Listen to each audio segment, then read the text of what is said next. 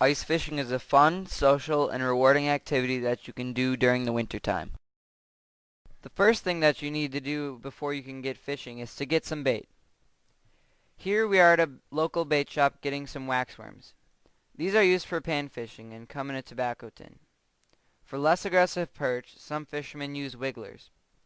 Wigglers are a mayfly larva and get their name from obviously wiggling.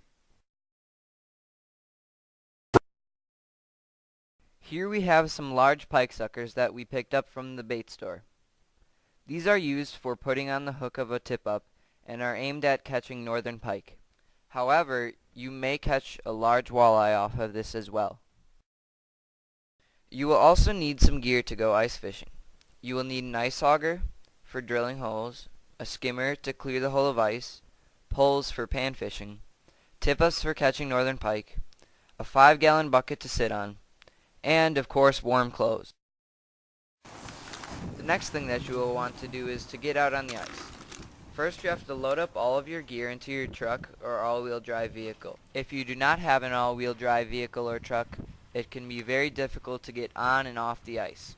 If you see other cars out on the ice, you're fine, but if you do not see any, I would suggest drilling a hole or two to see how deep the ice is.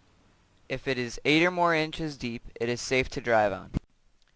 Here's the ice auger that we will be drilling our holes with. Here, a friend of mine is drilling the holes. This is a very fun part of ice fishing. Just watching the auger read through that ice and feeling the power is amazing. Smaller blades are used for pan fishing, so you can drill more holes faster. You would attach a larger blade for tip-ups because you never know when you might pull up a 40-inch pike. Once you get your holes drilled, you want to take your skimmer and remove all the ice around the hole. Then use the skimmer to clear the ice out of the hole. If this is not done, your hole will freeze up on you and it may be very difficult to retrieve your tip-up. Next, you want to set up your tip-ups. To set up a tip-up, you need to first unlatch the flag, then loosen the wing nut on the side to drop down the main body and tighten back the wing nut. Then take the line from the bottom of the tip-up and attach your lead weight to find the depth. Drop the weight down the hole and let it hit the bottom. Once it hits the bottom, reel it up until there is no slack left. Then pull the tip-up out and reel up about a foot of line. This is so the bait is not sitting on the bottom of the lake and can actually be seen by the fish. Once that is done, bring up the rest of the line by hand and attach a pike sucker through the back or through the lip. Make sure not to let your bait go back in the hole before it's on the hook. That would be bad. Once that is done, lower the bait into the hole and place the flag under the little T section.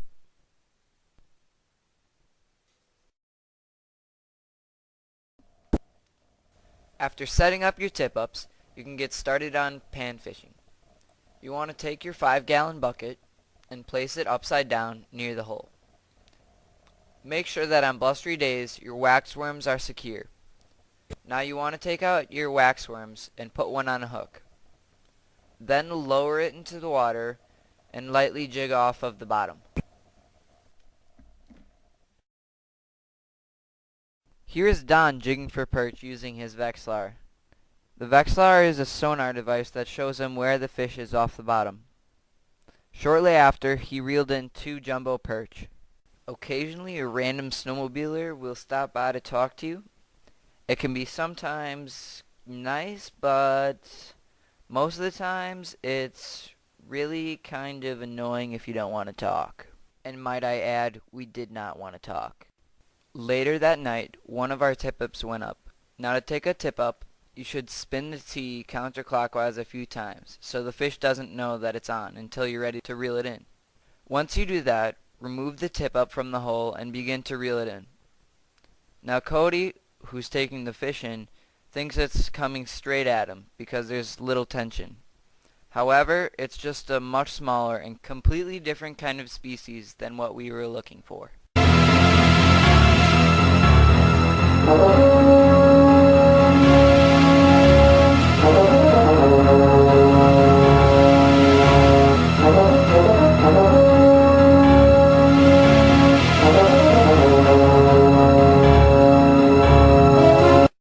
a bullhead.